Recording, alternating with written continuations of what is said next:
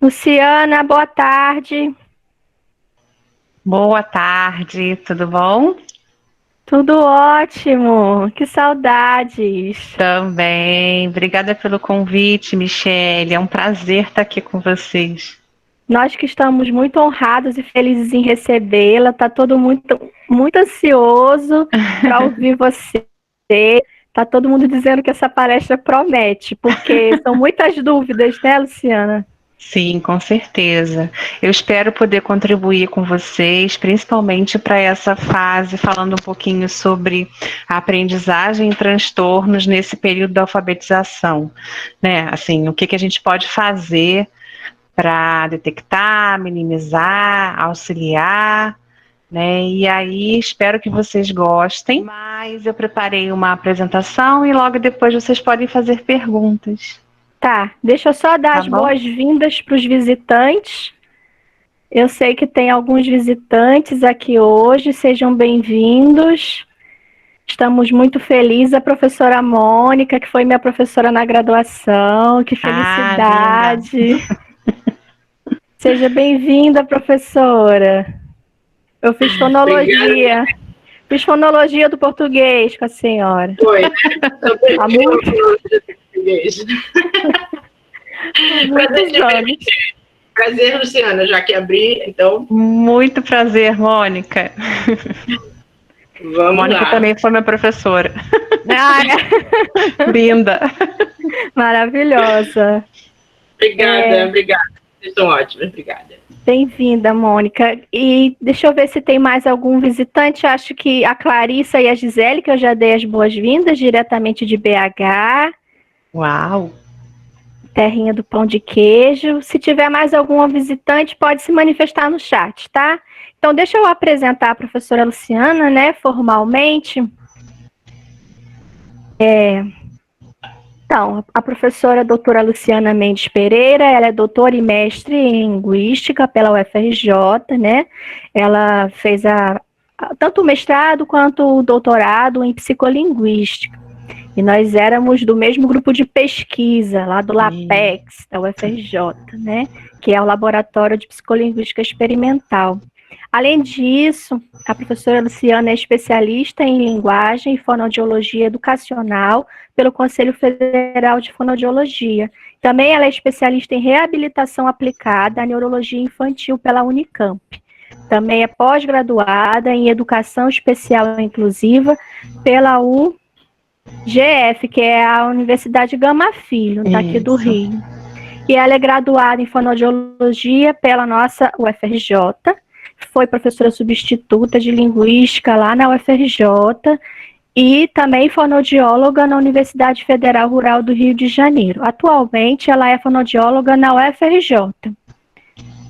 E ela atua no Instituto de Puericultura e Pediatria Martagão.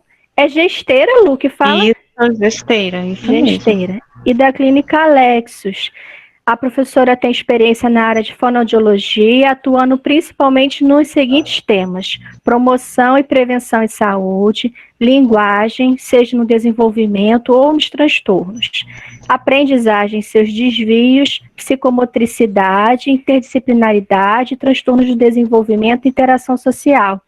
A professora Luciana atua há 20 anos na área de fonoaudiologia e tem publicado diversos artigos e capítulos de livros na área. Seja bem-vinda, professora Luciana, sinta-se muito bem acolhida. E aí, a senhora você tem toda a palavra, né?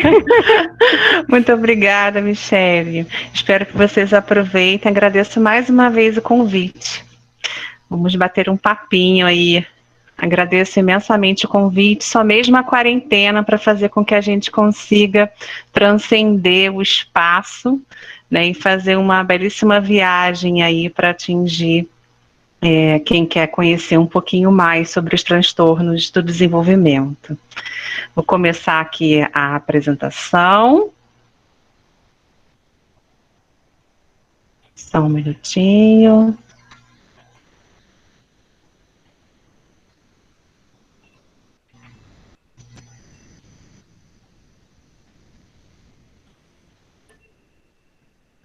Só um minutinho que ainda não está aparecendo para eu apresentar. Às vezes ele demora um pouquinho, né? Vou deixar por trás que ajuda.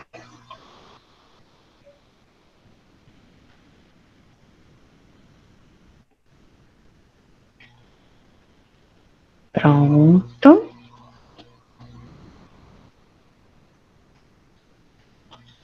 Acho que agora vai. Bom, Michele, se eu exceder um pouquinho no tempo, você me ajuda aí, mas eu pretendo falar um pouquinho com vocês e depois abrir para perguntas. Tá bom? Vamos ver se a gente consegue deixar aí meia hora de perguntas, que é bom, é a melhor parte. Verdade. Mais uma vez eu queria agradecer o convite, é um prazer falar para vocês, principalmente quem está aí na faculdade estudando, acho que é o público de pedagogia e licenciatura, não é isso? Isso, licenciaturas em letras e pedagogia, e tem também o pessoal do PARFOR, que é o Programa Nacional, né, de Formação de Professores. São professores que já atuam na rede básica, mas que ainda estão fazendo o ensino superior. Então, é o nosso público forte do PARFOR. Que bacana, vai ser muito bom. Então, para a gente começar, eu queria trazer reflexão do professor José Moraes. Eu sou apaixonada por leitura e ele foi um dos meus inspiradores a respeito do processamento da leitura e tudo que a leitura pode trazer, não só em termos linguísticos, mas também em termos cognitivos e em termos de desenvolvimento cerebral. Né? A leitura é um protetivo das nossas funções cerebrais. Atua desde o início, né, do processo de alfabetização e vai até o nosso processo final de envelhecimento, protegendo o nosso cérebro e as nossas conexões cerebrais. Então, a leitura é muito mais do que decodificar, né? Ela traz um prazer de imaginar, de compreender, de sonhar, né? E aí, exatamente porque a gente está falando um pouquinho sobre leitura, eu queria aqui estabelecer dois parâmetros importantes, né, que ler significa decodificar, transformar aquilo que é signo em algo que traz uma representação, um som, né, que junto forma uma palavra e a gente chega no significado, na compreensão. Vocês estão me ouvindo bem? Sim. Ah, perfeito. Sim. E para que esse código seja perfeitamente compreendido por todos, né, determinado grupo, ele precisou ser sistematizado, e para isso a gente tem a formalização da escrita, né, que é a forma duradoura do que a gente quer representar, sobrevive ao tempo e espaço e permite troca de informação independente dessa condição. E esses dois aspectos, né, eu vou resumir aqui, vou juntar num conceito que é a linguagem escrita. Então, hoje a gente vai conversar um pouquinho sobre linguagem escrita e seus transtornos. Muito bem. Para que a criança aprenda, né, muito mais do que a linguagem e muito mais do que a função escolar, é preciso haver uma inter-relação e uma interatuação de vários aspectos. Eu reuni aqui 4, né? Cognição, que é o arcabouço cerebral, são as conexões atuantes na atenção, na percepção, memória, funções executivas, né, que significa o controle daquilo que eu preciso prestar atenção no momento e daquilo que eu preciso eliminar para que não interfira no que eu estou prestando atenção. Exatamente isso é a função executiva e tão importante para os processos de aprendizagem de uma forma geral, não é diferente para a leitura.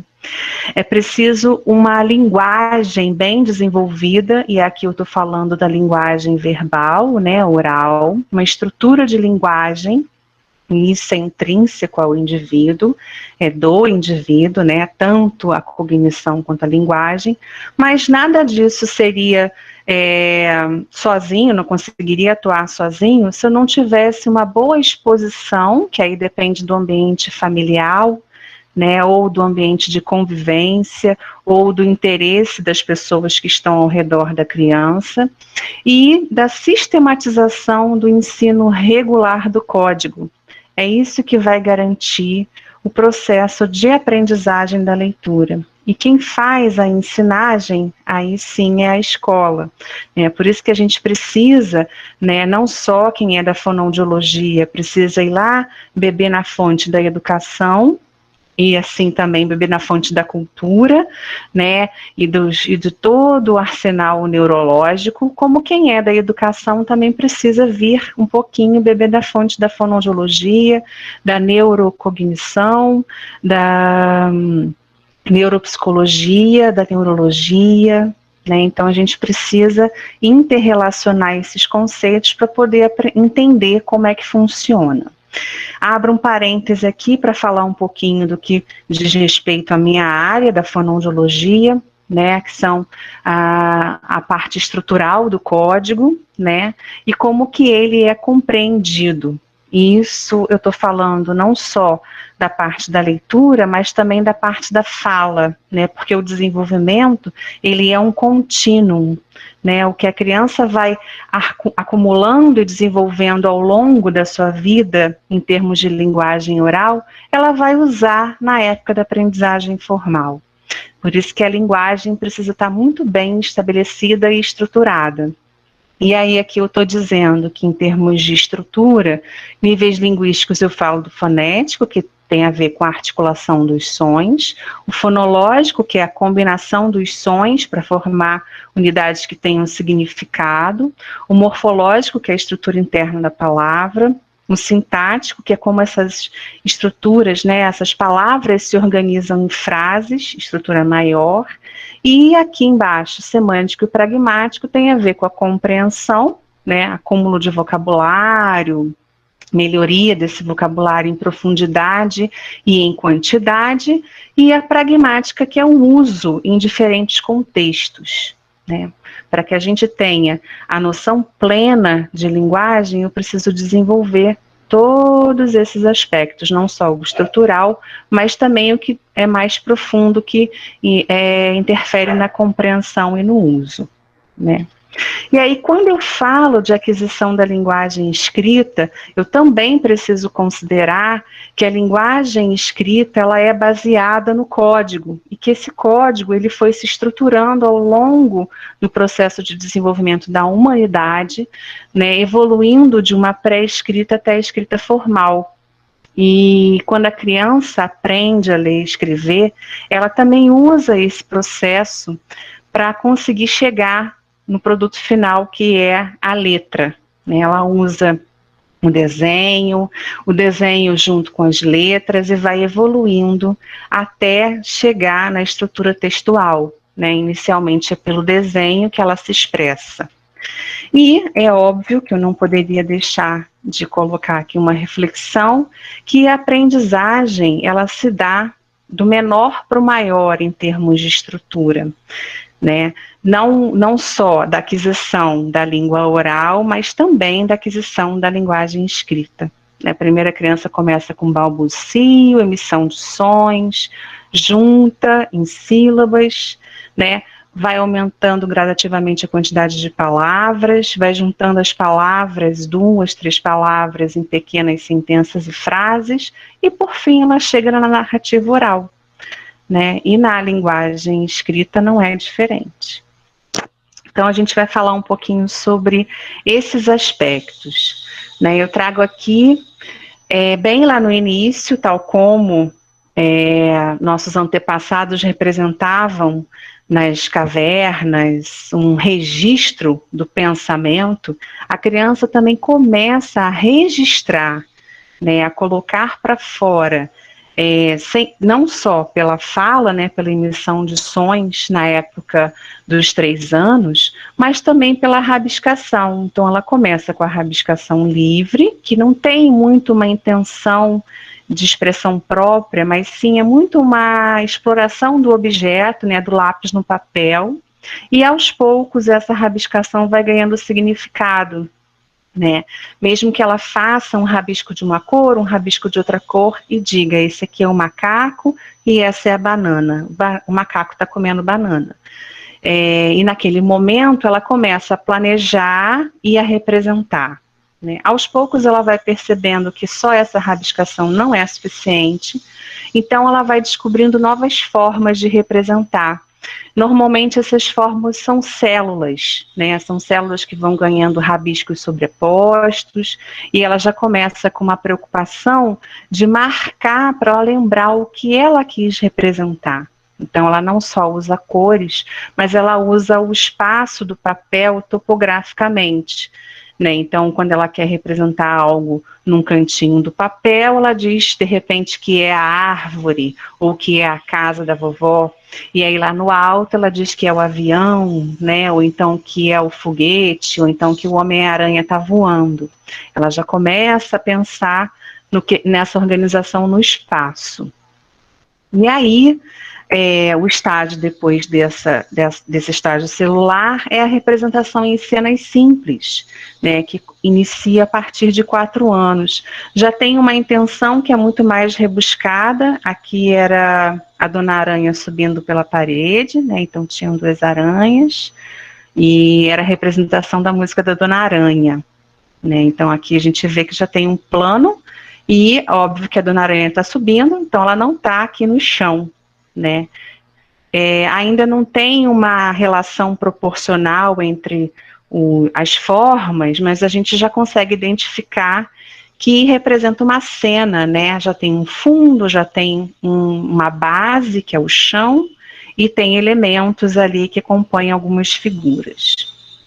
Depois disso, ela vai evoluindo e construindo cenas mais completas, onde já tem a relação de chão, céu, figuras. E aí aqui, o que eu recortei para apagar, é o nome da criança, né? Então, embora eu tenha todas as autorizações de desenhos, né, para usar os desenhos das crianças, essas que eu uso em aula, eu quis recortar para não expor muito, né? Mas ela já começa a agregar letras e significado de palavras ao desenho que ela está usando. Porque nessa fase de 5, 6 anos, a criança já tem que estar com, além da linguagem oral desenvolvida, né, a linguagem gráfica desenvolvida, ela já também tem que usar as letras, ela já também tem que reconhecer as letras e pensar que aquilo também pode agregar algum valor, né? E aí é exatamente por isso que ela já começa a evoluir usando a estrutura do desenho associado ao nome dela. Mesmo que ela grafe o nome corretamente, né, com todas as estruturas lá, com todas as letras que compõem a palavra do nome, quando ela vai escrever uma palavra que ela ainda não sabe, né, isso por volta dos 5 anos, ela usa um acúmulo de letras para dizer que é aquela palavra, mas isso já é o início da escrita formal, né, que é como se a escrita começasse a ocupar o lugar do desenho, ou somar junto com o desenho. E isso só começa a acontecer porque ela tem a instrução formal na escola, né. E aí, quando ela começa a pensar nos sons que compõem a palavra, ela começa a criar hipóteses, né? E aí aqui eu estou falando das hipóteses que foram descritas lá na década de 80 por Emília Ferreiro e Ana Teberoski, né? Elas dizem que a primeira criança começa com a hipótese pré-silábica, quando ela começa a substituir o desenho ou agregar junto ao desenho algumas letras que podem dar nome a esse desenho, mas elas ainda oscilam nas hipóteses, né? Elas ainda ficam na dúvida do quanto que aquela letra pode representar. Então aqui está desenhado um boi. Como o boi é um animal bem grande, a criança precisou fazer um B, que ela já sabe que começa com B, ela já começou a reconhecer o som, né? E aí ela usa um B bem grandão, ou vários, né? Para poder dizer que aquilo representa um animal bem grande. Ela ainda oscila na relação entre quantidade de letras que ela pode usar e o valor sonoro, né? Ela ainda não sabe que o valor sonoro de cada letra pode ser um, né? Ou pode ser dois, podem ser dois. Ela ainda associa a imagem, né? A imagem do que ela quer representar. E aí é importante a gente parar para pensar nesse momento que a gente está falando de uma criança que está por volta dos 5, 6 anos, né, iniciando o processo de letramento. Ela precisou adquirir ao longo da vida dela exposição a várias situações, né, a vários contextos que auxiliassem ela a construir um vocabulário. O vocabulário é muito importante no processo de aprendizagem da leitura. É um dos preditores, inclusive. E ela só consegue adquirir esse vocabulário e articular bem os sons pela maturação neurológica do cérebro, que vai evoluindo na aquisição dos fonemas, para por volta dos 5 anos e meio, ela já ter aprendido todos os aspectos articulatórios da fala. Não à toa isso acontece, porque ela vai entrar num período ótimo de aquisição e de aprendizagem da leitura, né? Ao redor do 6º ano é a época que começa a ideal, que a gente chama do período de maturação neurológica e de desenvolvimento, que vai ser propício à aprendizagem da leitura.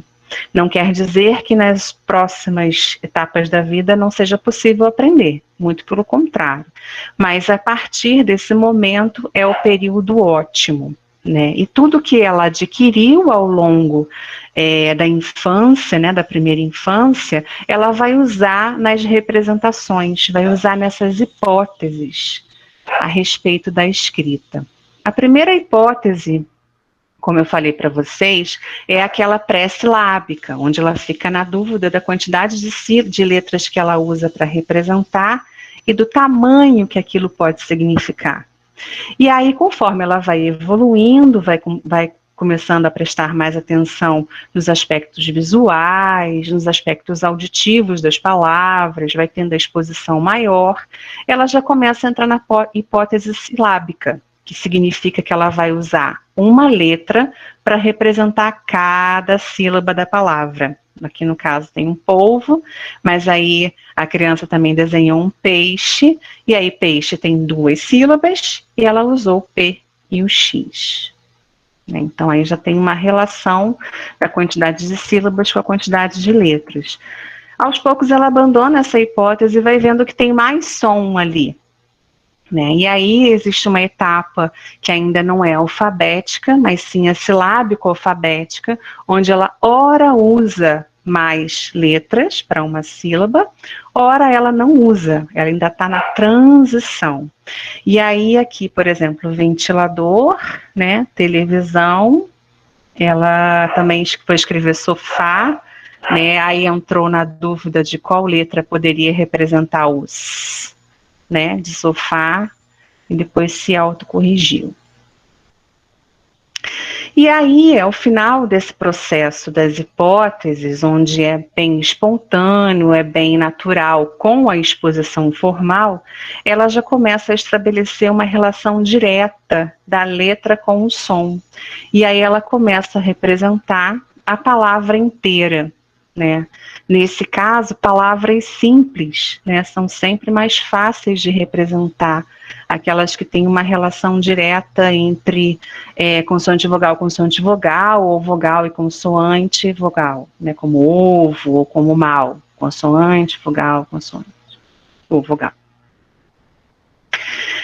E aí, na medida que ela vai evoluindo, e a gente já não vai mais falar das contribuições da Ana Teberoski e da Emília Ferreiro, mas sim da Fritz, né? Ao mesmo tempo que a escrita vai evoluindo, a leitura também vai evoluindo, né? Então, traçando um paralelo, entre a leitura e a escrita, que são as contribuições da Uta Fritsche, a criança nessa fase de 5 para 6 anos, mesmo sem saber todas as letras e mesmo sem reconhecer todas as letras e atribuir som a elas já conseguem detectar palavras, né?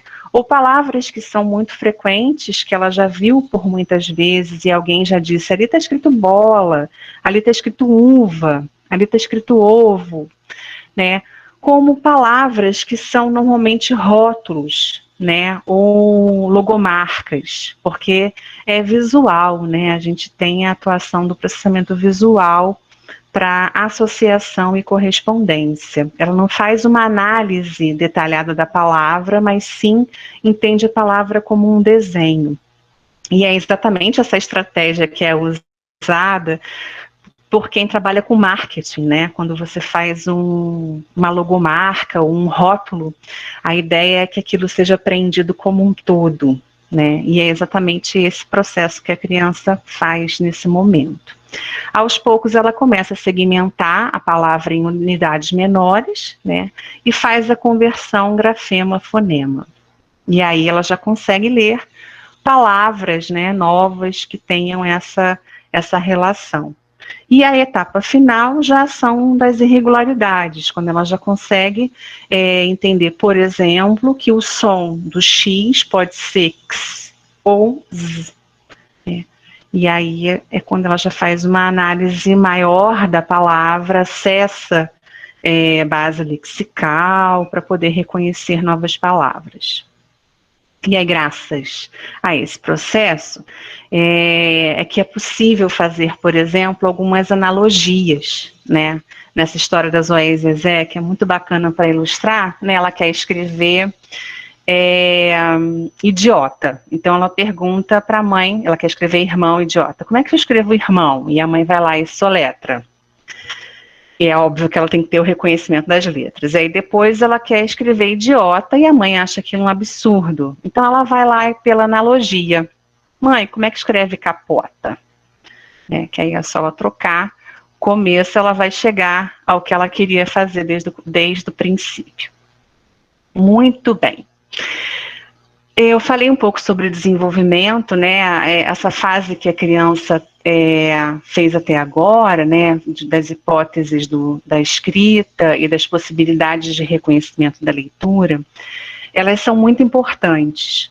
Mas mais importantes ainda são os pré-requisitos que a criança precisa ir desenvolvendo ao longo desse aprimoramento linguístico que ela faz, né, desse incremento linguístico que ela vai acumulando. Ela precisa, a partir do ensino formal, para aprender a ler e chegar ao máximo da leitura, que é ler e compreender, ela precisa de 2 fatores. O domínio do código, que vai fazer com que ela faça essa conversão letra-som, e a compreensão. O domínio do código só é possível graças à habilidade de consciência fonológica, saber o nome das letras e saber o som das letras. O nosso código alfabético, né, para o ensino do português, e então isso precisa estar muito bem segmentado, né, e a criança já precisa ter essa exposição, e já pode ter essa exposição desde a pré-escola. Não estou dizendo que ela vai aprender a ler na pré-escola, mas ela precisa ter a exposição. Assim como ela precisa ter exposição e aumento do vocabulário, ela precisa ter vivência de vocabulário, precisa entender o que é mais do que falar palavras, precisa contar histórias, precisa fazer pequenas inferências, né? Porque é isso que vai fazer com que ela use o raciocínio verbal na compreensão de um texto futuramente. E aí é preciso ficar bem claro que o domínio do código e a compreensão desse código é uma interação constante e incremental. Não acontece de uma hora para outra. Vai evoluindo, e em termos processual vai atuando junto com o desenvolvimento cerebral da criança. Bom, para que eu já falei um pouquinho sobre consciência fonológica, já falei um pouquinho sobre o reconhecimento de letras. O que isso tem a ver, o que isso pode interferir na leitura? O reconhecimento das letras faz com que a leitura seja mais fluida, mais rápida, mais fluente. E aí eu alivio a atividade cerebral para a compreensão. Porque no começo a criança fica tão presa à decodificação, né, a transformar o som em letra, que fatalmente ela vai falhar em alguns aspectos da compreensão. Isso é natural.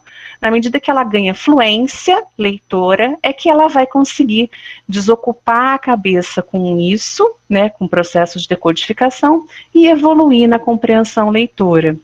Então, por isso é que essa situação, né, essa habilidade de reconhecer o nome das letras e o som das letras já pode começar lá na pré-escola, né. Também a noção de consciência fonológica, porque ela ajuda na consolidação do reconhecimento do grafema e do fonema. A capacidade de nomear objetos, coisas, atua no vocabulário e depois no reconhecimento de algumas palavras, né? Memória operacional ou memória de trabalho, que é a memória que a gente usa para aprender coisas novas e a manejar conhecimentos que a gente já tem. Isso ajuda na compreensão do texto, né? Ajuda na flexibilidade cognitiva e atua junto com as funções executivas no comportamento, que eu posso e o que eu não posso fazer, né? Isso tem a ver também com a aprendizagem. E é óbvio que o conhecimento semântico. Então, esses são os preditores linguísticos e cognitivos da leitura. Tá? E são esses mesmos preditores linguísticos e cognitivos da leitura que depois vão ajudar a gente à manutenção do que a gente aprendeu ao longo da vida para os processos de envelhecimento, tá?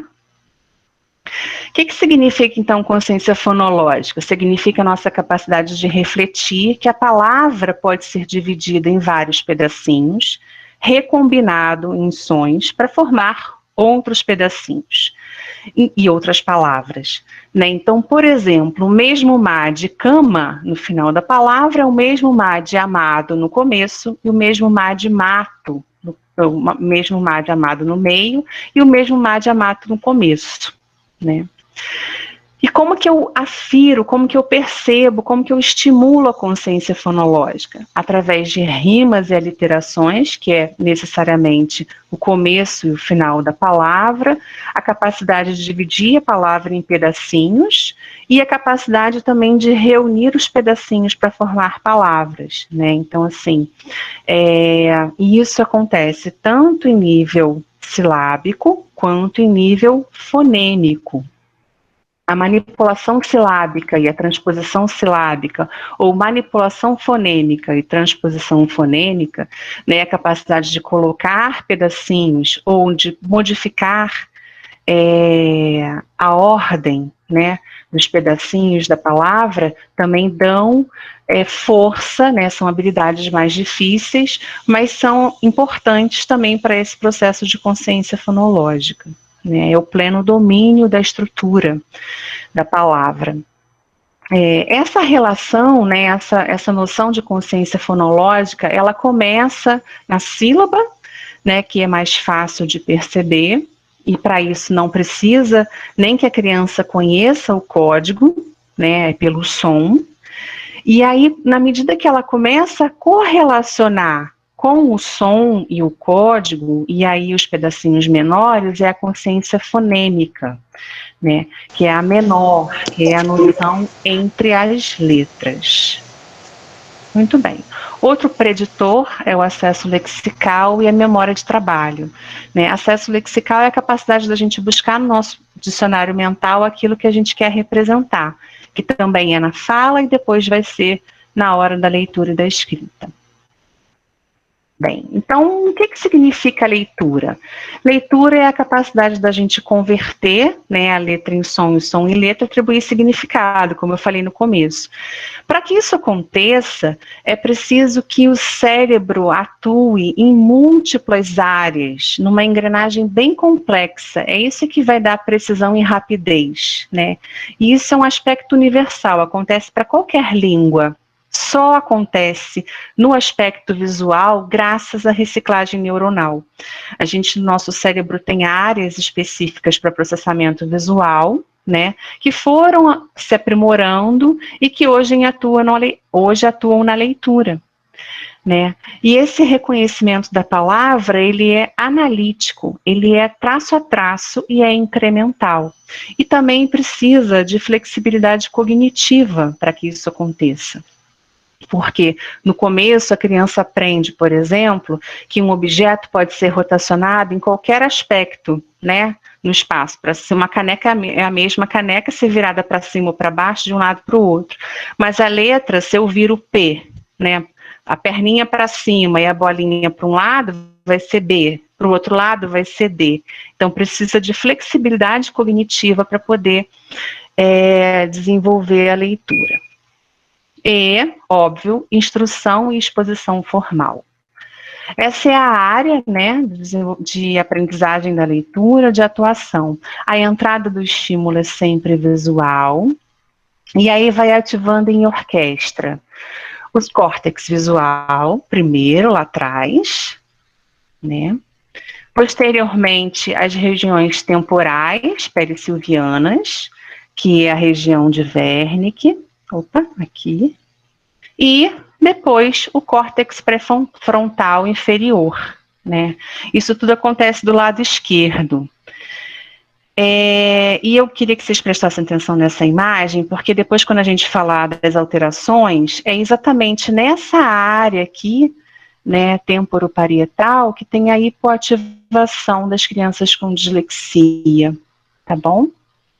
Como eu já disse, a área do cérebro que inicialmente foi destinada para processar imagem, rosto e objeto, ela hoje também é desenvolvida para processamento de palavra, né? Houve um aprimoramento do cérebro para que isso acontecesse. Por isso é que a gente faz analogias com tudo que a gente vai vendo no mundo, né? E criando vocabulário visual para isso. Junto com o processamento visual, é também preciso desenvolver, e a criança vai desenvolvendo pela exposição, o processamento auditivo, que é a capacidade de reconhecer e entender os sons, né? Isso também não tem a ver ainda com a exposição formal. É uma habilidade que a criança vai desenvolvendo ao longo do seu desenvolvimento mesmo, típico, né, do seu desenvolvimento intrínseco. Então, é a capacidade de distinguir os sons, discriminar, reconhecer que precisa prestar atenção em determinado som e não no som que está ao redor, juntar o que ouve de um lado e outro, né, num ouvido e outro, para conseguir entender, né, a gente faz isso o tempo inteiro, e processar em conjunto. E o que seria, então, a alfabetização? A gente tem aí as bases do PNA, vocês devem estar estudando, né? Estamos numa fase de transição, mas uma das coisas bem produtivas que a gente teve aí com essa modificação foi o ensino baseado em evidência científica, né? Não é uma modificação do ensino, mas sim uma certificação dos métodos que dão certo, né, dos métodos que são baseados em ciência. Né, e essa possibilidade de você usar a ciência dentro da educação e dos processos de aprendizagem e ensino torna a alfabetização mais democrática, significa que todo mundo vai ter acesso à mesma informação e da mesma forma, né? Mesmo que não tenha tido uma boa exposição em casa, por exemplo, né? E ela tem que ser baseada no nosso sistema, na nossa língua, né? E como o português é alfabético, eu não posso me negar a ensinar a criança a estrutura da língua baseado no princípio alfabético. Okay? E como eu já falei, é um processo que é incremental, ele começa no fonema, na sílaba, na palavra, e aí na medida que ela ganha fluência na palavra, passa para a frase. Na medida que ela já processa melhor a frase, significa que ela começa a aliviar a decodificação e já consegue prestar atenção num conteúdo maior que é o texto. E aí usar as habilidades de vocabulário para fazer inferências, ok? E aí, quando a criança aprende a ler, esse é a rota, né, o modelo de rota de leitura, processamento de leitura. Quando a criança começa a dominar o código, né, aqui é quando ela fala e aqui é quando ela lê. Quando ela começa a dominar o código linguístico, né, ela passa a palavra pelo sistema de análise visual, reconhecendo as letras, juntando. No que ela junta as letras, ela pode optar por reconhecer essa palavra inteira e associar um conteúdo, ou se não é uma palavra muito frequente para ela ainda vai usar a rota fonológica, né? Vai analisar letra a letra, qual o valor sonoro ou fonológico que aquela letra tem naquele contexto de palavra, associar a uma correspondência, né, grafema, fonema, vai de novo reconstruir isso nos fonemas e aí sim vai falar ou associar a um significado, né? Quando a leitura é silenciosa, já passa direto para cá. É importante a gente reconhecer esse modelo de dupla rota, porque algumas palavras vão ser mais rápidas, né? Então vão passar por aqui e logo serem pronunciadas, e outras vão precisar de uma análise mais detalhada, né? Para ganhar velocidade e fluência. E isso acontece também no decorrer da aprendizagem. E aí eu chamei a atenção para vocês sempre do aspecto linguístico e cognitivo, porque eles são retroalimentadores, né? Eles vão um dependendo do outro, né? Cognitivamente a leitura ajuda a gente a manter a atenção em alguma atividade, ajuda a gente a recuperar conhecimentos, por isso que a gente precisa aprender a ler, para conseguir depois aprender novos conteúdos, né? Atua de forma efetiva no trabalho da memória operacional e ajuda a gente a fazer inferências. A leitura atua nisso e também é preciso isso para adquirir leitura. Linguisticamente, a leitura significa decodificar, lidar com estruturas de palavra, com estruturas maiores sintáticas, ativar significado e agir de uma forma interpretativa no mundo. Da mesma forma que eu preciso de todas essas estruturas linguísticas para adquirir leitura. E aí a gente começa a falar no que às vezes pode não dar certo, né? Ou pode, teoricamente, seguir um curso que não é muito típico na aprendizagem da leitura. Só que algumas falhas, elas ainda são comuns no início da aprendizagem, né? A gente diz que é um processo que se inicia antes da alfabetização, que vai evoluindo bastante durante a alfabetização e que vai se consolidando ao longo do segundo ano, né? Do segundo ano de aprendizagem formal. E ao final desse segundo ano é que a gente já começa a ver diminuição dessas falhas, né? Você já começa a ver uma regularização dos processos de leitura e também de escrita, né?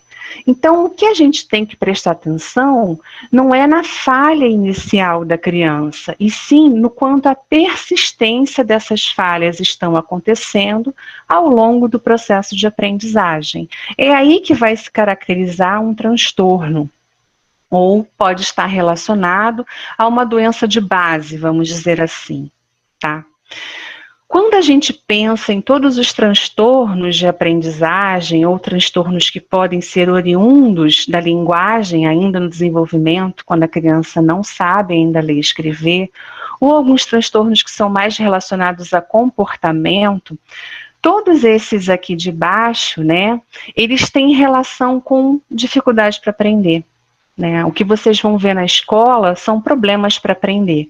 Da mesma forma que a dificuldade escolar também vai ser um problema para aprender, da mesma forma com que dificuldades gerais de aprendizagem também vão refletir em problemas para aprender.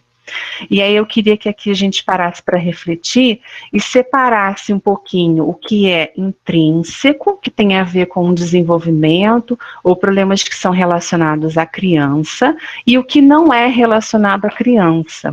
Por exemplo, uma dificuldade escolar tem a ver muito mais com o ambiente escolar e pedagógico, né, com os métodos usados na aprendizagem ou no contexto que aquela escola está inserida. Né? Aqui no Rio de Janeiro, a gente pode falar disso de uma forma bem clara, por exemplo, as escolas que suspendem muito as aulas por problemas na comunidade, né, vai gerar dificuldade para aprender, mas aí não é da criança.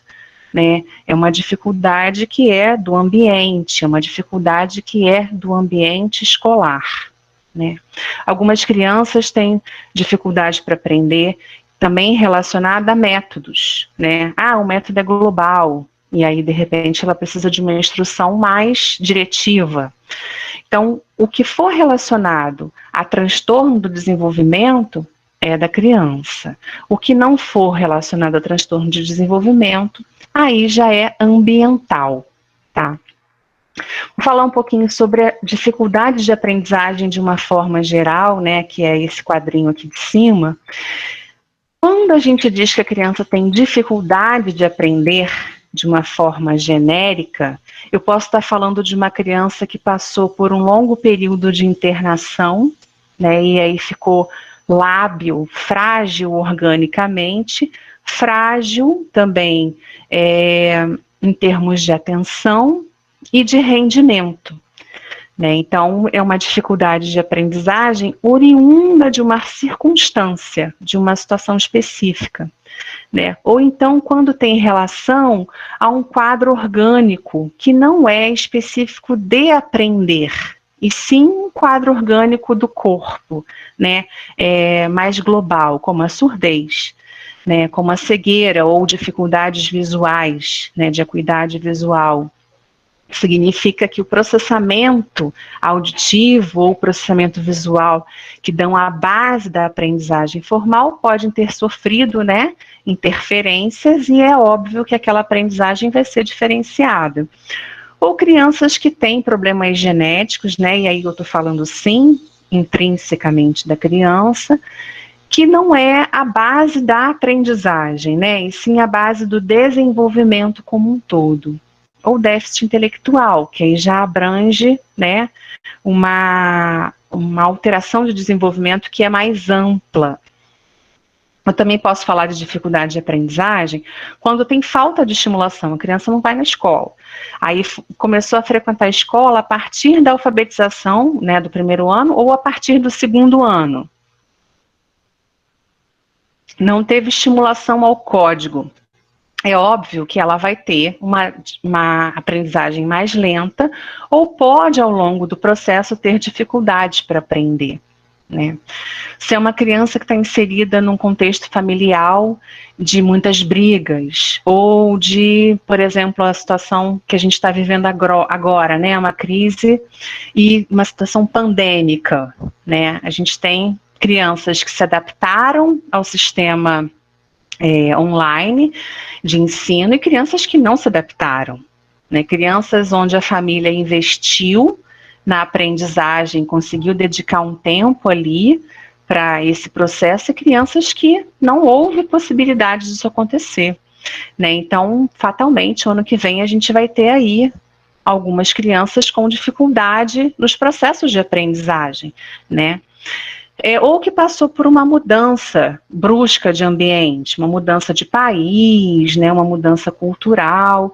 O que é importante a gente prestar atenção é que as dificuldades de aprendizagem, elas sempre vão estar associadas a uma situação que deu a origem a elas, né? E aí ela pode ser transitória ou persistente. Se for do indivíduo, vai persistir e vai estar sempre de acordo com aquilo que é a doença de base. E transitória quando conseguiu resolver o problema, né? Uma internação muito longa, que depois ela conseguiu fazer o resgate, né, da instrução e acompanhar a turma. Vou voltar aqui só um pouquinho. Então, a gente falou do que era dificuldade de aprendizagem. Agora, a gente vai falar aqui desse verde, tá bom? Dos transtornos específicos de aprendizagem. Existe um manual diagnóstico, né, para isso, que é o atual DSM-5, na sua versão, na 5ª versão. E também o CID-10, que está quase na versão CID-11. Né, quando a gente pensa num transtorno, a gente tem que pensar numa doença ou num desenvolvimento atípico, no caso, a gente tem que pensar num critério que vai balizar essa classificação. Né, e aqui eu vou falar do DSM-5. Óbvio que vocês não precisam ir a fundo, eu trouxe aqui só um panorama e vou traçar aqui com vocês um raciocínio dentro do que está lá, tá? Só para todo mundo entender. Nessa última revisão do manual diagnóstico do DSM, a gente teve um ganho bem grande, né? Isso foi em 2015, que foi classificar os transtornos específicos de aprendizagem como uma dificuldade persistente. Antes a gente tinha que esperar a criança passar do 2º ano para poder dar um diagnóstico formal. Hoje a gente não precisa mais disso. Né? Se a gente tem consegue traçar boas características e fazer avaliação específica em cada ponto da aprendizagem, eu já consigo levantar uma hipótese diagnóstica ainda no período de alfabetização. Tá? É importante pensar que um transtorno específico de aprendizagem sempre vai estar relacionado a uma defasagem acadêmica entre os pares, então a comparação é sempre na faixa etária e nível escolar, e é um problema que surge a partir da aprendizagem formal. Isso tem que ficar bem claro. Antes do desenvolvimento, ele era todo ok. A criança desenvolveu bem a fala, desenvolveu bem a narrativa, tem boa atenção, e a partir do momento da aprendizagem formal é que começam os problemas, tá? Eu não posso classificar um transtorno específico de aprendizagem se tiver, por exemplo, problemas auditivos e visuais, ou problemas socioeconômicos, ou problemas pedagógicos, ou problemas emocionais, tá bom? Quais são esses transtornos específicos de aprendizagem? A gente diz que quando o prejuízo maior está na leitura, tem o nome de dislexia. Quando o prejuízo está maior na matemática, descalculia. E quando o prejuízo está maior na expressão escrita, desortografia. Aqui eu só separei dessa forma porque no DSM, por exemplo, eles não trazem o nome específico desortografia, tá? Mas é um diagnóstico que é amplamente usado na fonoaudiologia e tem um histórico aí para a gente distinguir o que é o ato motor da escrita, que aí a gente chama de disgrafia, e o que é a conversão, a transcodificação do que eu estou pensando naquilo que eu quero escrever, que aí sim é desortografia, tá? Quais são as características, então, dos transtornos específicos de aprendizagem? Na leitura vai se manifestar como uma leitura lenta, silabada, entrecortada e com dificuldade para compreender o que está lendo. Tá? Essa compreensão, ela é melhorada quando a leitura é oral, porque aí a criança conta com retorno auditivo para fazer o monitoramento. Tá? E aí é óbvio que a leitura é uma atividade, né, inicial, e posteriormente na transcodificação, que é a escrita, vão ter erros. Talvez aqui tenhamos mais descrições de erros na escrita do que na leitura, porque a escrita é um pouco mais complexa, é o uso complexo o uso complexo e completo do código. né? Então eu preciso ter um domínio muito maior. O problema, como eu disse para vocês em alguns slides lá na frente, não está no erro, porque ele é comum falhar no processo inicial da aprendizagem, está na persistência desse erro, né? É isso que vai caracterizar o transtorno. Quando eu digo dislexia, eu digo uma leitura lenta, silabada, com falhas de compreensão, esforço para ler, trocas de fonemas, aí como a criança cansa de fazer a decodificação, ela adivinha o final da palavra. E aí o que é bom na dislexia, né? Tudo que for oral, eles entendem.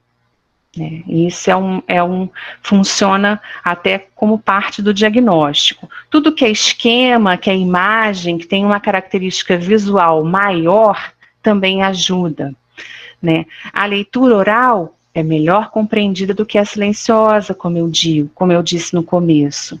A escrita, ela está comprometida por tabela, né, em consequência da leitura, assim como o cálculo, né, principalmente quando está relacionado a problemas. Tem que ler o que está escrito ali, compreender aquela historinha do problema, aí é óbvio que vai falhar no raciocínio linguístico e na formulação do que vai ter que calcular, né. Eu também disse para vocês que eu consigo detectar a dislexia, né, ainda nas fases iniciais da aprendizagem. Como que eu consigo? Quais são os fatores que me anunciam que pode ter um problema específico de aprendizagem? Quando tem dificuldade com rima, que é o princípio de consciência fonológica,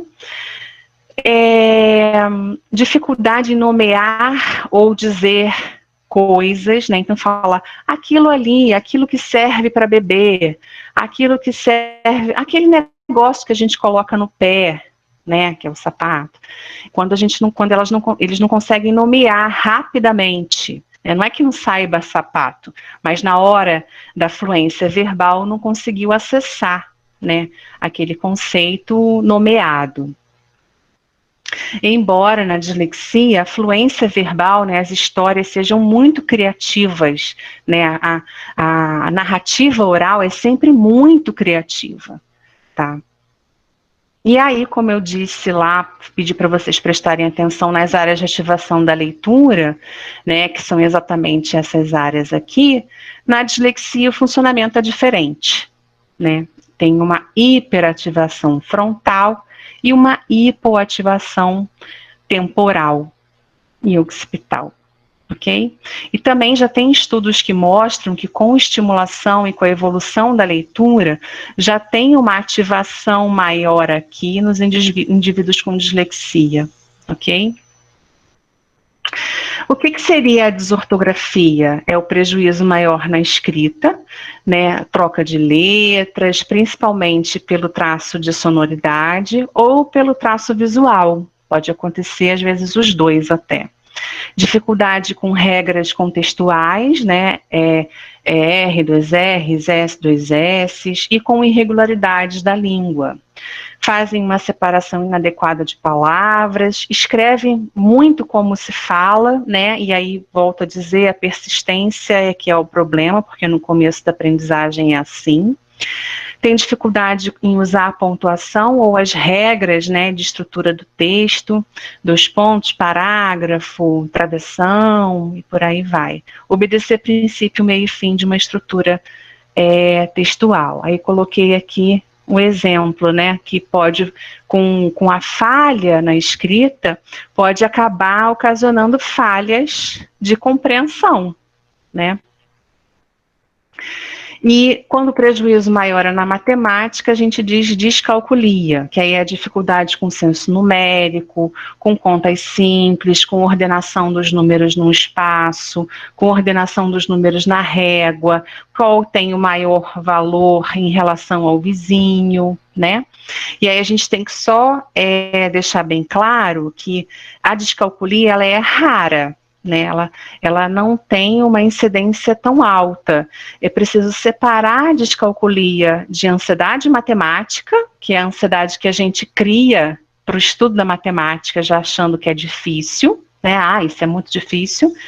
E com problemas no ensino da matemática, assim como o ensino da leitura tem problemas, né, tem métodos, o ensino da matemática também tem métodos, né? E a gente precisa que os professores que ensinam matemática usem métodos claros, métodos palpáveis, para que a criança consiga ir incrementando o raciocínio e desenvolvendo senso numérico, noção temporal, noção de ordem, e depois consigam fazer o cálculo. Tá bom? No Brasil, a gente tem poucas avaliações validadas para a descalculia, mas um bom rastreio específico de matemática associado a uma avaliação de linguagem é possível o diagnóstico, tá? Só para diferenciar, quando a criança tem dificuldade para fazer o movimento das letras, aí já tem outro nome, tem a ver com a coordenação motora, e aí a gente diz que é disgrafia. Não tem uma relação direta com a letra cursiva, né? Quando a criança é disgráfica, ela é disgráfica em qualquer formato de letra. E o que predomina é a dor, né? A tensão para escrever, suor, né? O repasse, que é fazer várias vezes o mesmo traçado. Muito bem.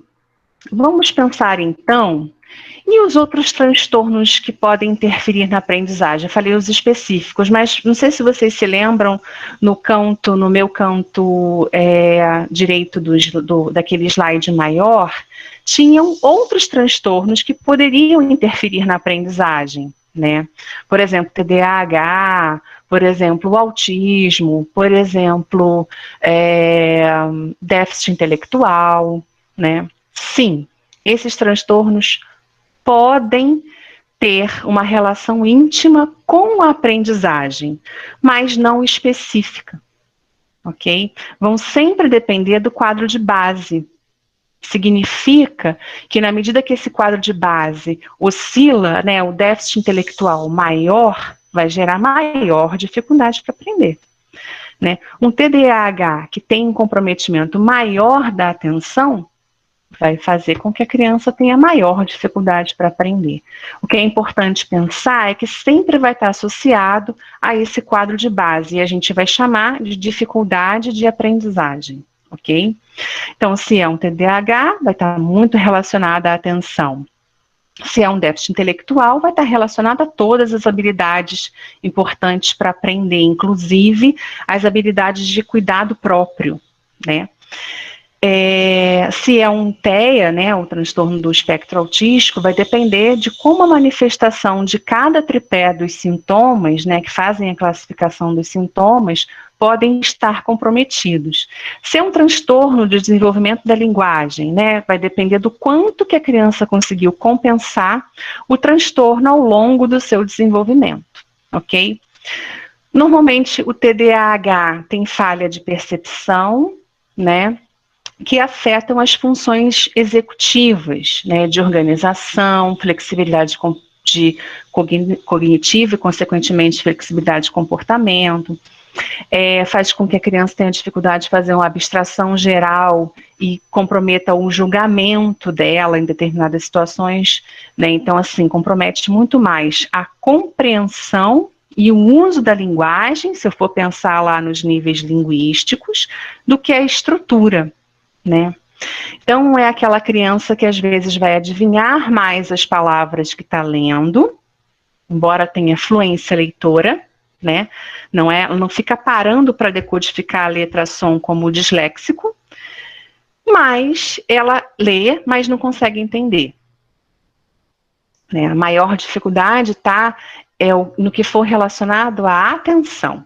A gente também consegue detectar o TDAH ainda na pré-escola, né? Muito mais relacionado a problemas comportamentais, né? Por falta de interesse, foco.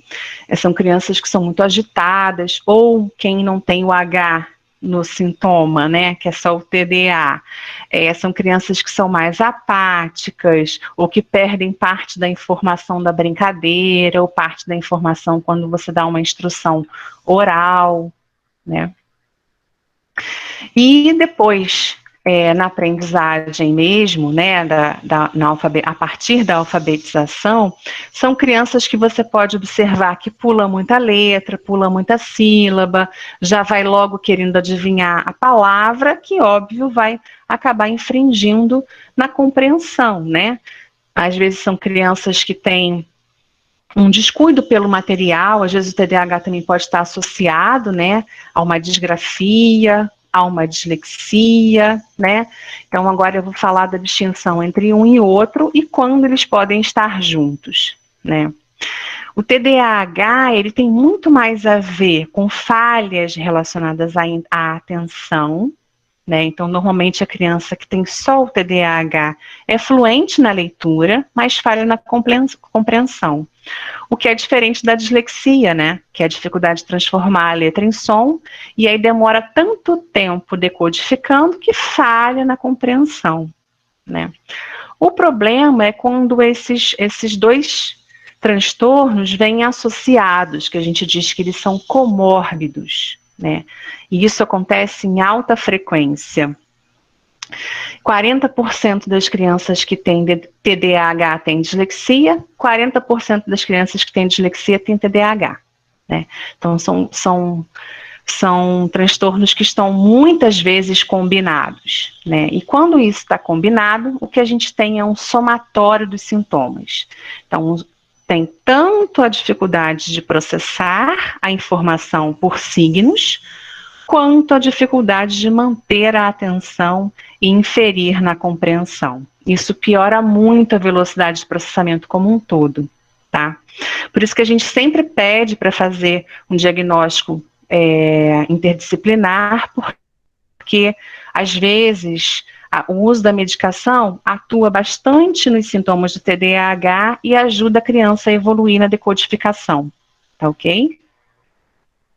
O déficit intelectual, como eu já disse, é um transtorno que é mais abrangente, é quando a criança tem dificuldade também em termos motores, em de compreender o que ela escuta, né, não só o que ela lê. E normalmente está relacionado também a dificuldades, por exemplo, de se vestir sozinho, mesmo que a mãe ensine, em se alimentar sozinho, em ter cuidado com as próprias coisas, né? E aí já vou adiantando, precisa de um método bem explícito de aprendizagem. Como é que eu diferencio um do outro? Bom, o DI, né, que é o déficit intelectual, é muito mais amplo e a dislexia é bem específico. É a dificuldade com sons e letras, ok? Como eu também já disse, a leitura ela tem um papel protetivo, né?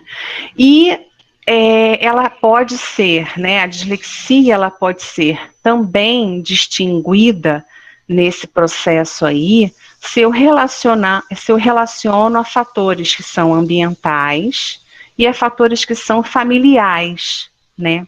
E eu consigo um bom desenvolvimento se eu também olho para esses fatores e atuo em cima desses fatores. É óbvio que os riscos ambientais eu não consigo controlar, mas um ambiente favorável, né, de pais leitores ou de um lugar onde eu oriente aos pais a contar histórias para as crianças, mesmo que eles não saibam ler, vão ajudar no processo de aprendizagem.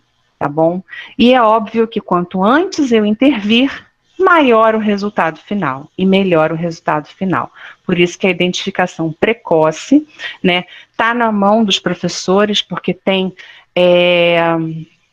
um contato maior com a criança, né, e por muito tempo, e não custa nada avaliar para checar ali se de fato tem um problema que é específico ou se ele é global. Né, o profissional bem treinado vai atuar nesse aspecto. O diagnóstico de qualquer um desses transtornos, ele é interdisciplinar, né, e nós precisamos da atuação em conjunto de vários especialistas para chegar a uma conclusão final.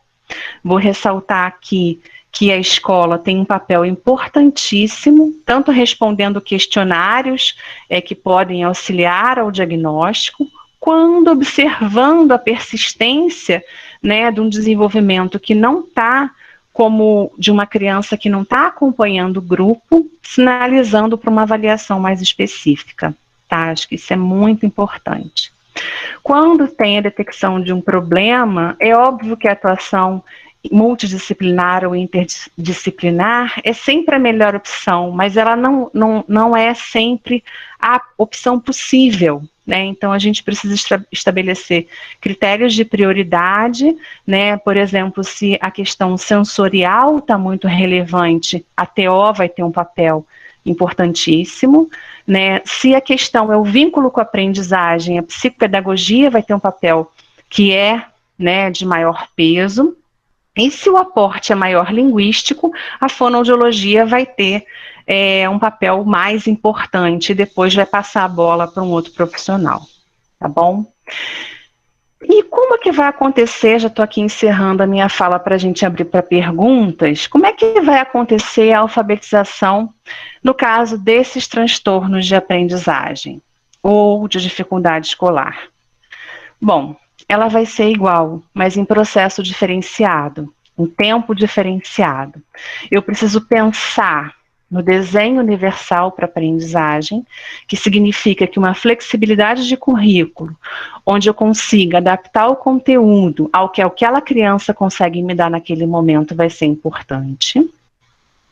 Eu preciso pensar que o método de aprendizagem da leitura que eu preciso fornecer para a criança, quanto mais explícito, melhor. E o que é pensado para a criança com dificuldade vai ajudar a todos dentro de uma sala de aula, né? Isso também está dentro do princípio universal de aprendizagem. É importantíssimo, né? Pensar sobre pensar a esse respeito. Que às vezes eu preciso fazer um reforço daqueles pré-requisitos, né, consciência fonológica, nomeação das letras, reconhecimento dos sons das letras, aumentar o vocabulário, né, é isso que vai dar a base da aprendizagem da leitura. Às vezes eu preciso pensar que vai demorar um pouco mais de tempo, mas eu tenho que insistir, né. Talvez a informação tenha que ser mais robusta, né? Então, um método multissensorial vai ajudar, né? Mais de um canal, não só visual e não só auditivo, mas os dois juntos, não só visual e tátil, mas os dois juntos, né? E que eu preciso entender que o desenvolvimento é do menor para o maior. A aprendizagem da leitura também vai ser assim, né? Desde que tenha frequência e repetição. Né? Então, os métodos incrementais, eles têm maior sucesso. Queria chamar aqui a atenção que, às vezes, é preciso reforçar a estratégia, sim, persistir naquela estratégia de aprendizagem, mas, às vezes, é preciso mudar a estratégia. Né? Sempre vai ter um caminho para a criança aprender. E, quando aquela estratégia não está dando certo, eu preciso pensar em outra. Quanto maior a dificuldade, os métodos estruturados, frequentes, bem regulares, é o que vão ajudar, ok? Adaptar não é o mesmo que facilitar, né? A gente fala muito em adaptação curricular, mas adaptar não é facilitar. Adaptar significa o mesmo conteúdo de forma diferenciada, de abordagem diferenciada. Eu posso ensinar o ciclo da água para uma criança que sabe já ler e escrever e posso ensinar o ciclo da água para uma criança que não vai ter tanto domínio da leitura e da escrita. Por signos, por palavras, ok? E existem várias formas de aprender, assim como existem várias formas de ensinar. A gente só precisa adequar o que é para aquele grupo, ok? Como eu já falei, a inclusão é pensar no mesmo tema, só que dentro da capacidade do aluno, tá? Só para finalizar, eu queria deixar aqui uma mensagem de que a gente pode pensar que todo mundo pode ler. O que vai depender é a estratégia para cada grupo. A leitura, ela é a base, porque ela expande o cérebro e faz com que a criança consiga aprender novos conteúdos, além dela ser um fator já falei mais de uma vez, que ajuda no processo da vida toda, inclusive no processo de envelhecimento, tá bom? Deixo aqui a recomendação, sei que vocês aí leram esse aqui, que foi o último, foi o lançamento da quarentena, mas temos esse aqui que é da Fluência e Compreensão Leitora e da Língua Oral da Língua Escrita, também de download gratuito, e deixo a recomendação desses 4 livros aqui, que são ótimos para quem gosta de visitar aí as áreas multidisciplinares e conseguir correlacionar, né, saberes dentro da educação, ok? Muito obrigada. Deixo aqui o Derraene, que é também meu crush intelectual, né, que diz que o cérebro se expande e foi graças à nossa capacidade de ler que a gente conseguiu readaptar vários sistemas cerebrais. É isso, gente. Vamos fazer perguntas.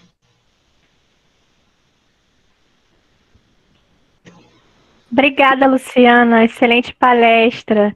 Você falou sobre quase tudo. A palestra muito completa. Como você conseguiu? Fiquei achando que eu tinha me estendido muito. Não, nossa, foi perfeito, assim, a gente tem falado muito sobre os assuntos que você comentou e foi ótimo, porque até o pessoal no chat estava falando que as palestras estão, assim, se conectando de uma forma tão legal que está dando essa continuidade no projeto. Então, foi muito especial ouvir a tua fala hoje e eu tenho certeza que os professores gostaram muito, muitas palmas, muitos coraçõezinhos aqui no chat, todo mundo elogiando, gostando muito. Não tinha como não gostar, né, Luciana? Você, né? Escolhi você para falar. Então, assim, muito obrigada por ter aceitado o convite, pela palestra de hoje, foi excepcional. Eu estou, assim, maravilhada com tudo que você falou e tenho certeza que vai ajudar muito os nossos professores, os nossos futuros professores também. Então, vamos aqui nas nossas perguntas. A primeira pergunta é da professora Rosana Borges. Ela pergunta: o estímulo na pré-escola seria muito importante para uma alfabetização de sucesso? Sim. Na pré-escola, a gente não vai esperar que a criança se alfabetize, mas é na pré-escola que a gente precisa começar a introduzir o que é o código, né? Então, o nome das letras, né? Essa noção da consciência fonológica que a criança tem, independente de estar na escola ou não, né? Que a palavra é dividida em pedacinhos e que pode ser recombinado. Isso pode ser reforçado na pré-escola para garantir a aprendizagem lá no primeiro ano, na alfabetização. Então, a pré-escola ela é importantíssima para essa base, para os preditores, né? Formar vocabulário, aumentar vocabulário, ter a noção do código, né? Que é o nome das letras. Se eu não sei como que aquele código é formado, como que eu vou usar ele? Não é possível. Então, já pode começar assim, com o nome das letras, o som sem uma cobrança, né, mas sim relacionado a esse aspecto da consciência fonológica, a rima, o que começa igual, o final da palavra, o meio da palavra, que é igual, isso tudo vai ser a base para a criança usar na alfabetização. Perfeito. Eu acredito que tenham feito essa pergunta, porque algumas secretarias aqui do estado do Acre não permitem começar a alfabetização na pré-escola, na educação infantil. E aí, toda vez que eu entro em sala de aula é a mesma coisa. A gente sempre fala, né, que educação infantil é o começo, tem que começar na educação infantil. Mas sempre surge essa dúvida. Então, mais uma vez, gente, por favor, quem trabalha com educação infantil, não sei como anda a autonomia de vocês aí em sala de aula, mas tem que começar já com alguma coisa, né, Luciana, para ajudar. Então, agora com a reforma, uma das coisas positivas que teve essa comissão da alfabetização, né, essa secretaria da alfabetização, foi a mudança do Plano Nacional de Alfabetização, que é o PNA.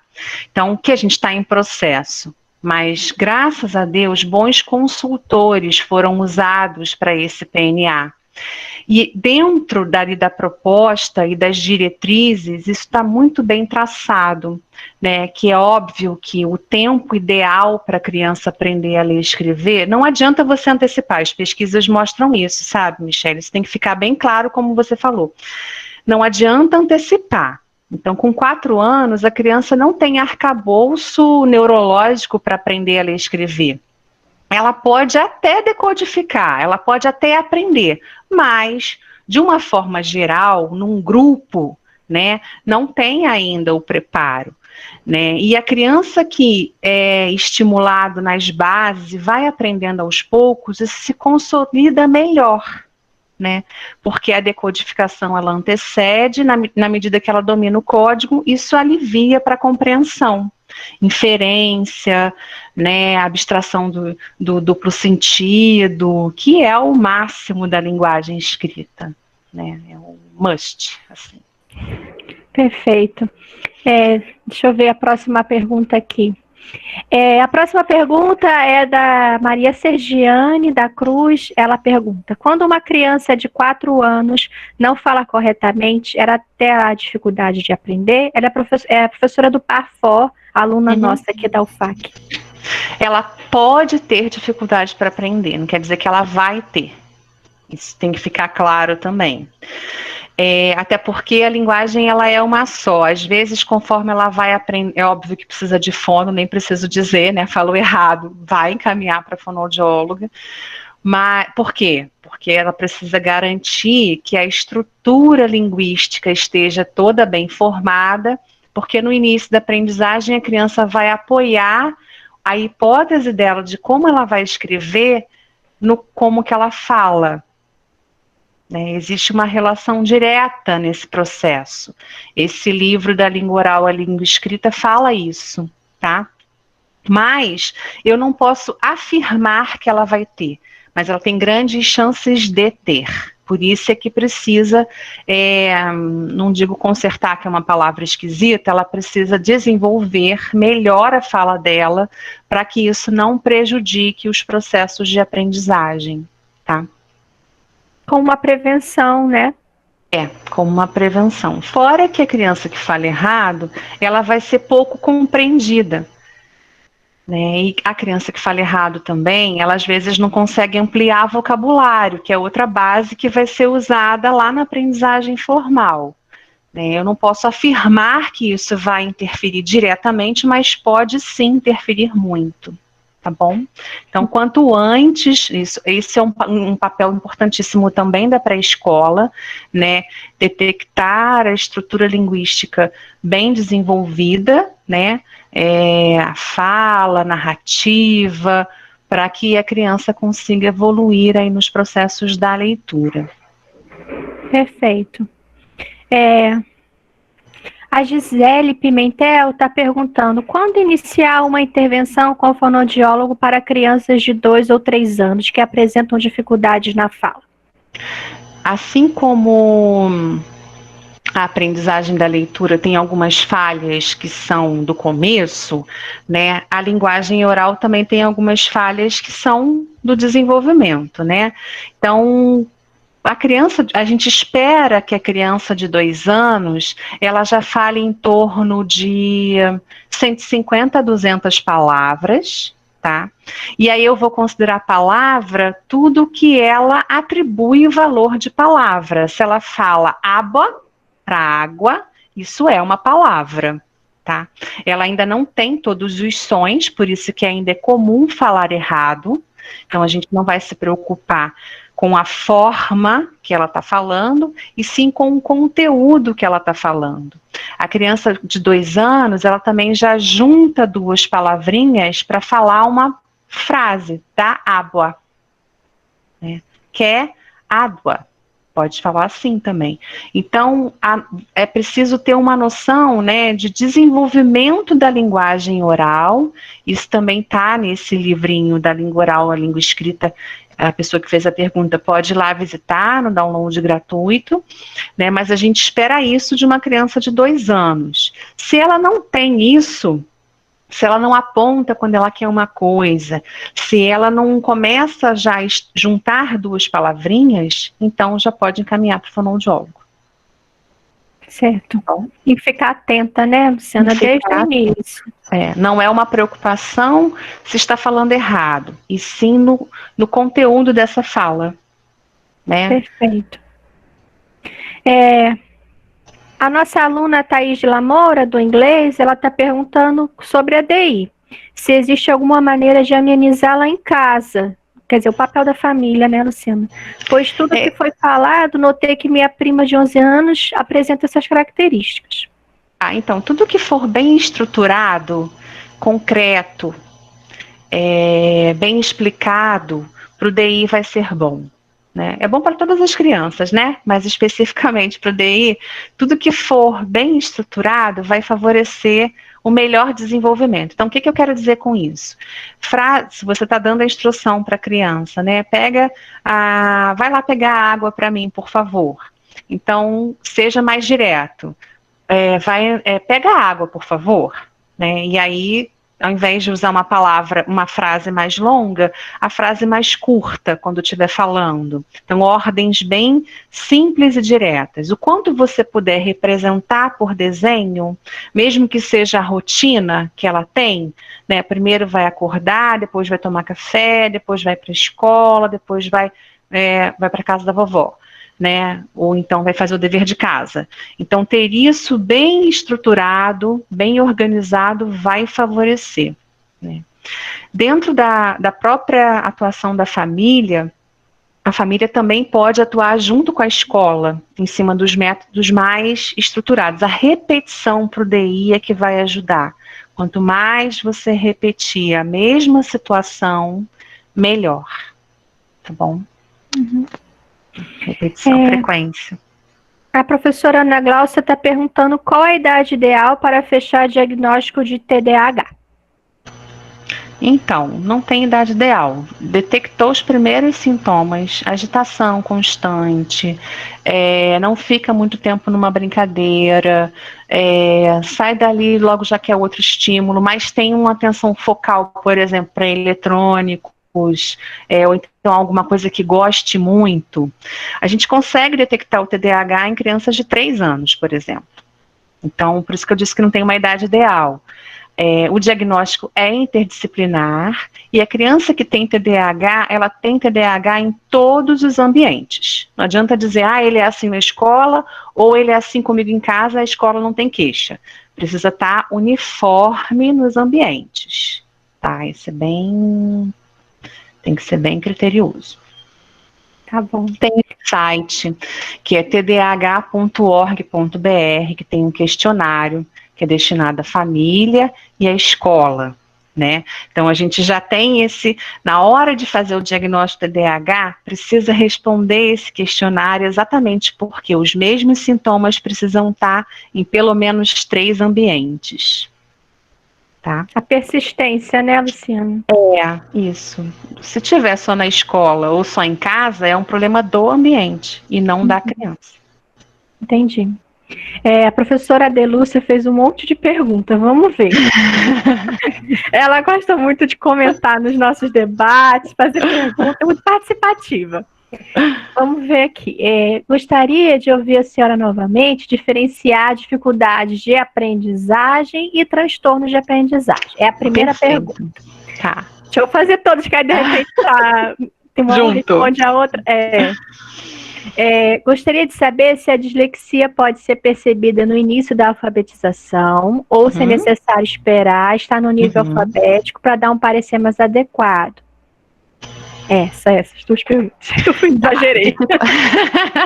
Dificuldade de aprendizagem e transtorno específico de aprendizagem. Dificuldade de aprendizagem é uma forma genérica, é um quadro mais amplo. Então, pode ser desde aquela criança que teve privação de aprender, porque ficou muito tempo internada, ou porque tem alguma doença clínica, né, orgânica, que prejudicou ela em termos de atenção, então usou um remédio e aí precisou dormir muito tempo. Por exemplo, uma criança com câncer, né, pode desenvolver dificuldade para aprender, que não é específica. O transtorno específico de aprendizagem, ele é específico do código, é transformar a letra em som e o som em letra, e consequentemente afetar a compreensão, tá bom? No começo, por que gera sempre essa dúvida? Porque no começo da aprendizagem da leitura, isso é muito misturado. Como que eu distingo, então, no começo da aprendizagem, e aí eu já vou evoluir respondendo essa questão, se eu consigo detectar a dislexia no começo, lá no processo inicial. Se a criança já carrega na pré-escola uma dificuldade de consciência fonológica, não consegue gravar o nome das letras, né, sistematizar o nome das letras. Quando você pede rimas fáceis, por exemplo, feijão, João, pão, ela faz assim, bola, poxa, né, não foi. O ão é uma rima bem marcada, que está em todas as musiquinhas infantis. As musiquinhas infantis têm rima. Não à toa que na pré-escola a gente fica cantando as musiquinhas infantis, né, elas têm um recheio linguístico ali. Se já nessa fase, né, dificuldade de nomear, ela sabe falar sapato, mas ela fala assim, olha, aquele negócio que a gente usa no pé, esqueci o nome, como é que é mesmo? Né? Preciso calçar. Se ela tem dificuldade nessa fase, fatalmente ela pode ser disléxica, tá? Porque é aí que a gente já começa a perceber. E aí ela falha no código, bom, mais um sinal de alerta, né? E aí eu vou acompanhando, né? Quando faz avaliação, por exemplo, quando vai ao fonoaudiólogo, a gente avalia esses aspectos: consciência fonológica, memória de trabalho, acesso lexical e o processo inicial da aprendizagem da leitura. Tá bom? Então, eu consigo sim detectar lá no começo, eu levanto a possibilidade dou a orientação, né, qual é o desenrolar dessa história. Dou orientação para a escola para investir mais nesse ponto, observo se o método que ela está exposta está específico, está ali incremental, está bem analítico, e aí peço para a professora reforçar.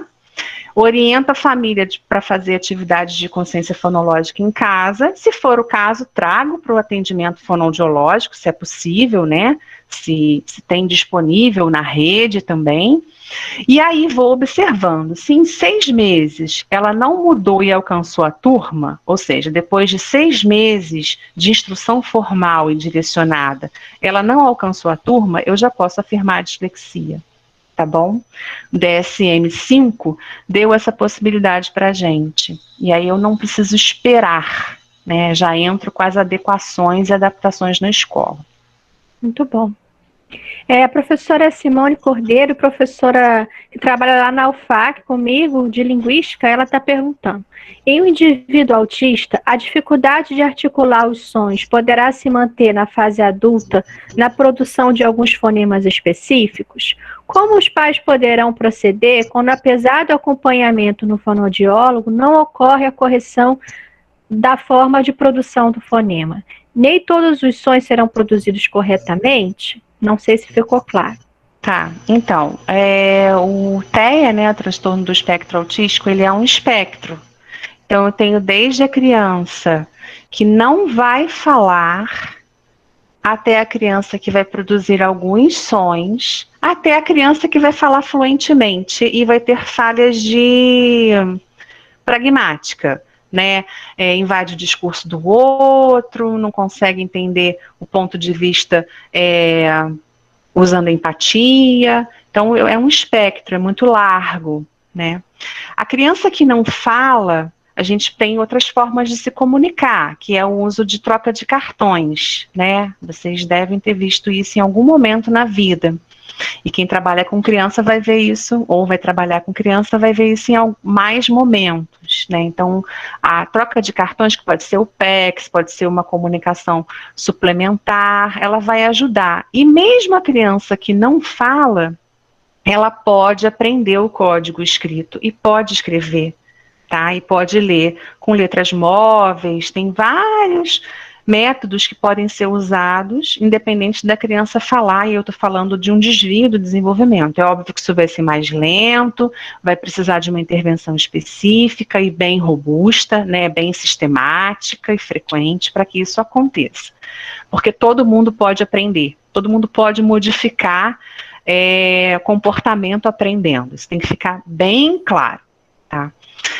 A criança autista, ela vai evoluir na fala? Vai. Com estimulação, ela vai.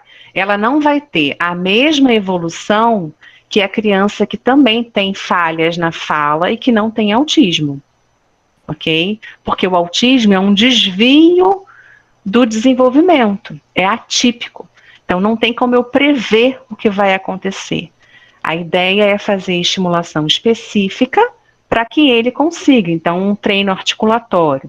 Muitos casos de autismo, junto, tem apraxia de fala, não sei se é o caso dessa criança que ela está falando. E aí, a apraxia de fala é a dificuldade de encadear um som da fala no outro. Então, se a criança, junto com o autismo, tem apraxia, vai ser mais difícil dela falar todos os sons. Mas, volto a dizer, tem caminho, precisa reforçar a articulação ou reforçar o estímulo, né, visual e auditivo para que ela consiga, ok? Então, a dica para casa é reforçar o estímulo visual e auditivo. Óbvio que o autismo tem as peculiaridades, né? Eles vão para o foco de interesse. Então, é bom trabalhar no interesse que ele tem. Se é dinossauros, se é coisas que ventilador, coisas que rodam, vai no foco de interesse, né? Se são carros ou desenhos, vai no foco de interesse. Tá bom? Ela complementou aqui dizendo que o filho dela de 16 anos é autista. Ele fala e lê bem, mas não consegue articular alguns sons. Isso pode ocorrer e aí, na verdade, tem a ver com o autismo. O quadro de base que eu falei durante toda a palestra, que pode estar relacionado à dificuldade de aprendizagem, é exatamente isso. Vai desenvolver a fala, só que tem um quadro que é maior, não é uma dificuldade só de fala, né? Por trás ali tem o quadro de autismo. Então, não estou dizendo que ele nunca vai aprender, precisa insistir, mas vai ter um desenvolvimento que é bem atípico, tá, no processo. A gente vai para a última pergunta, tá? Tá bom. A professora Manuela também super participativa no nosso projeto. Gostaria que você confirmasse a seguinte afirmação. A dislexia é um transtorno específico de aprendizagem que vai trazer prejuízo à aquisição do código certo? Não entendi. Acho que a dislexia é um transtorno específico da aprendizagem que vai trazer prejuízo à aquisição do código. Portanto, se essa criança, antes da idade escolar, já apresenta dificuldade na lateralidade, na linguagem, etc., essa pode ter a dislexia associada ou a um transtorno, pois a dislexia está restrita à aquisição do código? Eu acho que eu entendi, olha só. A dislexia é sim um transtorno específico de aprendizagem relacionado à leitura, ênfase em leitura. E aí, qual é a característica base da dislexia? Ela é fonológica, transformar a letra em som e o som em letra, ok? Só que antes da criança aprender o som das letras e a transformar o som em letra, um código, né? E aí depois a transformar esse código, o som que ela ouviu, que ela está lendo, depois o que ela vai escrever, né? Então, codificar e transcodificar. Antes disso, a gente usa outros códigos. Então, quais são esses outros códigos?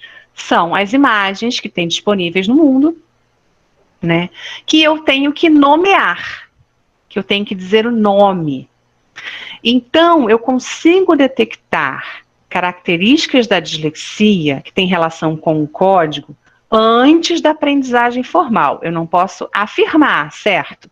Porque outro pressuposto da dislexia é que essa dificuldade com o código se intensifica e se agrava diante da aprendizagem formal. Então, eu só consigo dizer que a criança tem dislexia a partir do momento que ela é ensinada a ler.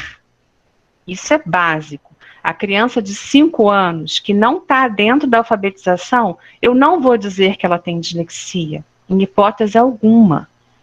Eu só consigo dizer a partir do momento que ela foi ensinada ao código. Tá ok? Acho que é isso que ela está querendo dizer. Manuela, confirma se respondeu. Ela disse ok. Obrigada, Luciana. E para fechar com o nosso comentário da nossa querida professora Mônica, ela disse que a sua palestra foi muito boa, praticamente um curso, e que tem muito orgulho de você e te deu parabéns. Ah, que bom! Eu tenho orgulho da Mônica também. Mora no meu coração. Era maravilhoso. As aulas dela ficam na memória para sempre. Sim. Muito bom. Então, Luciana, a gente vai chegar ao fim. Infelizmente, né, a gente poderia ficar aqui um tempão te ouvindo.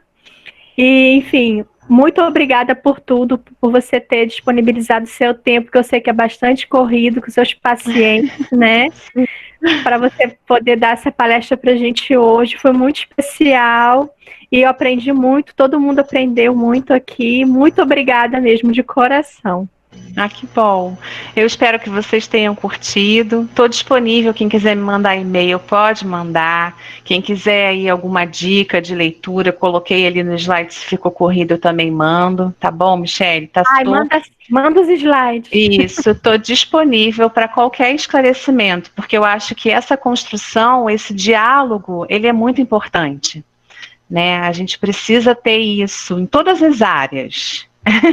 Em todas as áreas de atuação, a gente precisa ter isso, né? É uma construção que vai acontecendo, tudo em benefício da criança. Eu acho que quem cuida de criança, quem está trabalhando com criança, tem que ter esse olhar amplo do desenvolvimento, essa curiosidade, né, que vocês estão tendo aí de saber das coisas que estão certas e erradas. Isso é que faz com que você seja um bom profissional. Desejo boa sorte a todo mundo. Tá bom? E viva Obrigada pelo convite. Obrigada pelo convite, viu, Michele? Foi um prazer.